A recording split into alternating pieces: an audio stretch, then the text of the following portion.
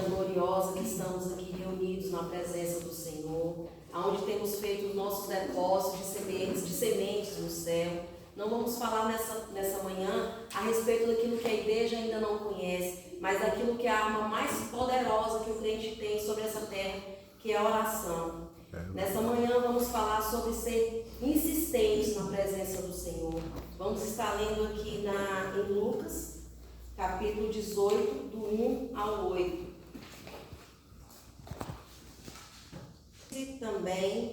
Disse-lhe também uma parábola sobre o dever de orar sempre e nunca desfalecer, dizendo: havia numa cidade um certo juiz que nem a Deus temia e nem respeitava o homem. Havia também naquela cidade uma certa viúva que ia ter com ele, dizendo: faça-me justiça contra os meus adversários. E por algum tempo não quis atendê-lo, mas depois disse consigo: ainda que não tenho a Deus e nem respeito homens, todavia, como essa viúva me molesta, hei eu de fazer justiça, para que enfim não volte e me importune muito.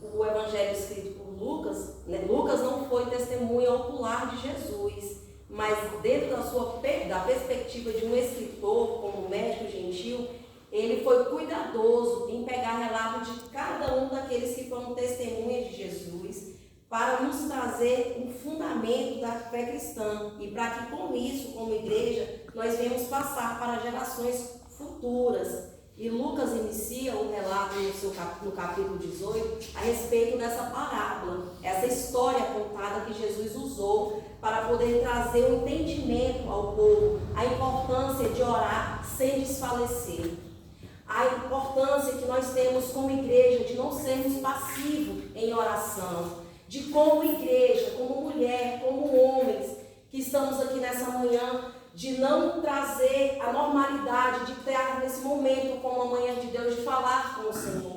É natural que como homem e mulher, nós nos sentimos fracos no longo da caminhada, no longo do dia a dia. Isso é natural. Mas Jesus nos diz que não devemos desfalecer, que devemos chegar no trono da graça com confiança para alcançarmos o favor de Deus. Porque a luta é constante, o inimigo a cada dia tenta roubar as nossas forças com distração, televisão, com murmuração, com os falatórios desnecessários. Mas que não viemos desfalecer, de termos um contato íntimo com o Senhor, que através da oração é que nós temos um caráter gerado e transformado novamente. É através da oração que nós temos uma alma inquieta que torna a ter paz. Que é através da oração que o Senhor alinha nosso corpo, alma e espírito a boa e perfeita, agradável vontade dele. Que é através da oração é que lares são restaurados. Que é através da oração que o Senhor muda cenário. Que é através de oração que o Senhor quebra decretos do inferno contra as nossas vidas. Porque não foi à toa que Esther se levantou junto todo aquele povo e jejuou e orou para que o povo dela fosse liberto da morte, para que Deus fizesse algo profundo sobre aquele povo.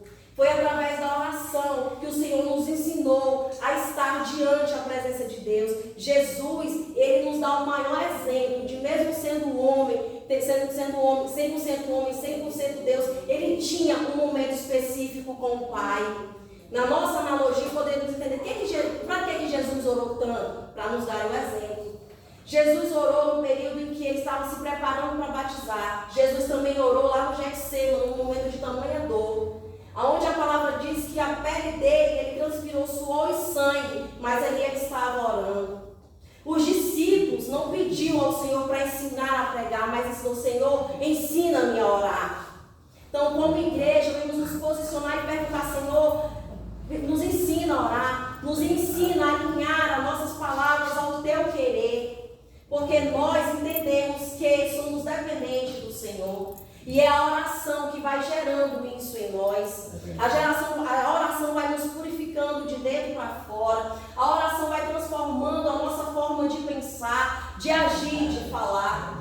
A oração é aquilo que nos leva a afiar um ao outro. Assim como o ferro afia o ferro, assim devemos ser nós, na oração, orando um pelos outros. Esse é o nosso dever como igreja. Senhor e ver pessoas que têm a reverência de chegar antes de falar um com o outro, de se dobrar os joelhos na presença dele. Porque muitas vezes, como igreja, a gente não vê mais a manifestação de Deus aqui na terra pela nossa falta de reverência com o Senhor. A oração nos leva a ter uma ação. Não adianta eu orar se eu não tiver uma ação diferente que me conecte àquele propósito do falar com o Senhor. Nós devemos reconfigurar as nossas rodas quando entrarmos na casa do Senhor. Mas voltando aqui para a palavra, aquela viúva, ela teve todos os dias diante de um homem mau, ruim, iníquo, pecador. E ele se negava a julgar a causa dela, mas ela não desistia. Todos os dias ela estava ali. De uma certa forma que ele se sentiu incomodado para operar em prol a causa dela. E Jesus não fala, se aquele homem que era ruim, que ele era pecador, que ele era mau, ele ouviu a petição daquela mulher, imagine o nosso Pai. Deus não nos dá causas que não possamos lutar, que Ele não possa responder. Talvez não da forma que eu quero que Ele responda, mas Ele sempre tem uma resposta em um tempo oportuno. Não deixe que Satanás roube vocês no tempo da espera. O salmista vai nos dizer que devemos confiar, temos uma fé confiante, contínua no Senhor, porque Ele nos ouvirá Ele nos ouvirá quando pedimos por socorro. No Salmo 92, 13, 14, fala o seguinte, que os que estão plantados na casa do Senhor florescerão nos atos do nosso Deus. Na velhice ainda dará frutos e serão viçosos e florescentes. Né? Então, voltando aqui, o Senhor Jesus nos ensina que a oração constrói o nosso milagre no mundo espiritual. Aquela mulher todos os dias batia na porta daquele juiz em busca de uma solução para o seu problema. Essa é a decisão que nós devemos ter semelhante àquela mulher. Chegar com confiança no trono da graça e ser persistente e esforçar, porque Paulo diz na sua segunda carta a Coríntios, na sua segunda carta que ele escreveu a Coríntios, no capítulo 4, versículo 16, que não devemos nos desfalecer, mesmo que ainda o nosso homem exterior se corrompa, o interior, contudo, todo dia se renova. O nosso homem interior todo dia tem que se renovar, mas ele só vai ser renovado mediante a nossa oração persistente. Não sendo passivo, não levando o ritual de estar na igreja ou de orar pela manhã na nossa casa seja algo comum. Nesse momento a gente está atrelando ao mundo espiritual, nós estamos em guerra. A única forma que a gente tem para poder ultrapassar o reino espiritual é falando com o Senhor. Amém. É a forma que a gente tem para emudecer o adversário. Quando ele vem mentir na nossa mente que não há mais jeito para essa causa, que não há mais jeito para o nosso casamento, que não há mais jeito para os nossos filhos. Se alguém puder fazer uma água para mim, eu agradeço. Porque há jeito sim. Só que o inimigo ele tenta todo o tempo trazer essa barreira para que a gente se cale. Aonde eu me calo surge uma voz. Qual é a voz que eu vou permitir que ecoe na minha vida? Aquela diante do Pai? Ou do Pai diante a mim? Ou do diabo dizendo que não vai dar certo? Dizendo que houve já uma falência para a minha história. Nós não devemos aceitar isso. Porque aquela mulher, ela era viúva. Ela estava na condição de desfavorável. E aquele juiz tinha o dever de atender a causa dela primeiramente, porque havia uma lei dos órfãos e as viúvas serem mantidos, serem protegidos pela sociedade, pelas hierarquias de autoridade. Mas ele se negava. Ele se negava a ouvir a petição daquela mulher. Mas Deus não. Ele só quer que abrimos a nossa boca. É necessário que a gente verbalize. Senhor, o que eu quero. Senhor, eu estou aqui nessa manhã para te pedir perdão. Eu reconheço que eu sou miserável em ti, Senhor. Ele só quer que a gente faça isso. Devemos entrar na presença de Deus em agradecimento. Muitas vezes Deus faz coisas extraordinárias nas nossas vidas, mas até isso nós já nos acostumamos. Até com aquilo que o Senhor tem feito. E esquecemos de agradecer. Esquecemos que nós temos uma carne que ela grita pelo pecado todos os dias. E nós pecamos. Porque a palavra diz que não nós esquecemos de nos entrar na presença de Deus e pedir perdão por eles. Nós temos acostumado muito, gente, de estar entre quatro paredes, onde o Senhor quer que a gente entre no santo dos santos. É este lugar que o Senhor quer que a gente chegue. É neste lugar que o Senhor quer que a gente atravesse essa atmosfera. No santo dos santos. No lugar onde a gente não pode viver. Não é onde eu não esqueço. Um lugar que a própria música diz que eu não sei viver.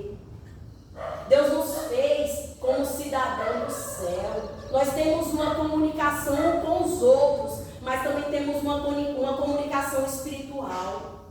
Não devemos desfalecer. Mais uma vez, é comum que isso aconteça pelo dia a dia, pelas frustrações, pelas dores, pelo calor, pela condição física que tem dia que o nosso corpo está doendo demais, pela noite mal dormida. Digo até hoje mesmo pelo meu esposo que praticamente não dormiu conosco, mas está aqui. O que é se consagrar numa manhã com Deus? É renunciar o meu conforto para estar na presença daquele aonde eu preciso estar e com quem eu devo estar. Não é fácil, mas é necessário. O reino do céu é conquistado por esforço, não pelo comodismo. Não é pelo comodismo, não. Porque se fosse pelo comodismo, eu também estaria em casa com os meus filhos, hoje, agora, deitada. Porque é isso que o corpo pede, mas o espiritual não. Enquanto a gente desmorece numa área, o diabo está trabalhando com muita velocidade. Qual é o legado que eu vou procurar deixar na minha casa para os meus filhos, quem tem filho pequeno? De que eu sou uma mãe cristã, mas que não ora, que não tem o prazer de dialogar com o meu pai. Aquela mulher nos deixou exemplo. Mesmo diante dos nãos, ela continuou indo, porque ela acreditava que aquela situação poderia mudar. Não cale a sua voz pelo período do silêncio de Deus, não. Continue rasgando o seu coração diante dele.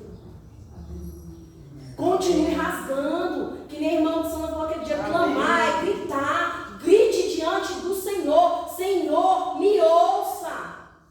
Amém. Abacuque vai nos dizer, não lembro o capítulo, mas ele fala, Senhor, até quando eu gritarei com violência e o Senhor não vai me ouvir? Só que Deus já estava ouvindo ele. Mas diante do desespero, aquela calamidade do qual eles estavam vivenciando, ele entendeu ou acreditou que o Senhor não estava ouvindo. Até quando eu gritarei com violência e o Senhor não vai me ouvir? Ana tinha uma oração passiva. Quantos anos Ana ia de tempo em tempo ao templo, sofrendo a amargura, sofrendo a perseguição, aquele atrito que ela tinha com Penina, até um dia que ela se cansou e entrou na casa do Senhor e fez uma oração diferente. Alguns historiadores dizem, eu acredito, que aquela esterilidade tinha um propósito, porque Deus queria que ela se manifestasse de uma outra forma. Deus quer que eu e você se manifeste de uma outra forma na presença dele. Ele quer que nós conhecemos ele verdadeiramente, não por ouvir falar, não por uma experiência que eu tive 2, 3, 4, 5 anos, não. Ele quer que eu tenha uma experiência contínua diante dele. Amém. Quando eu tenho uma vida de oração, eu murmuro menos. Quando eu tenho uma vida de oração, eu deixo de olhar para o círculo do olho do meu irmão e passo a enxergar a trave que está sobre o meu olho. Eu tenho uma responsabilidade de governar a minha vida, não a vida do outro, a condição que ele está. O momento de enfrentamento que ele está tendo que eu não conheço. O Senhor ministra isso todo dia na minha vida. Olhe para a sua, o outro, eu que cuido. Aquela mulher tinha um foco. Ela não olhou para o medo, ela não olhou para as adversidades. Ela persistiu naquilo que ela queria em prol da vida dela. Em prol da vida dela. Que assim sejamos nós. Vamos reavaliar a nossa caminhada com o Senhor. Amém. Quais são as nossas motivações? O que é que eu tenho precisado? O que eu deixei ele no canto e acredito que Deus não vai ouvir? Deus está ali com o ouvido deles atento para ouvir o nosso clamar. Ele se inclina para ouvir aquilo que eu estou falando.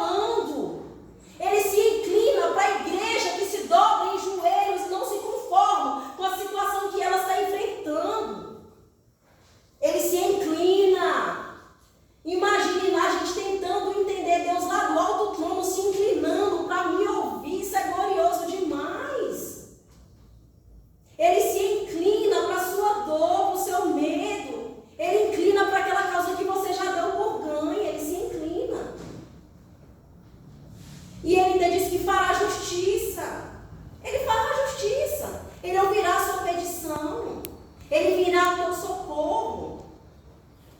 Ele virá. Só não desmoreça na oração. Tudo é a chave e a base é a oração. Numa manhã como essa, foi maravilhoso estar dobrados. Porque mesmo que muitas vezes a nossa corrida do dia tenta não fazer com que nós não sentimos, mas temos a certeza que Ele está ouvindo. Porque nem todo dia a gente está naquela alta atmosfera de sentir, de chorar, mas a gente tem uma certeza que Deus está ouvindo. E essa é a palavra que o Senhor colocou no meu coração. Eu acredito que o Senhor tanto edificou a minha alma.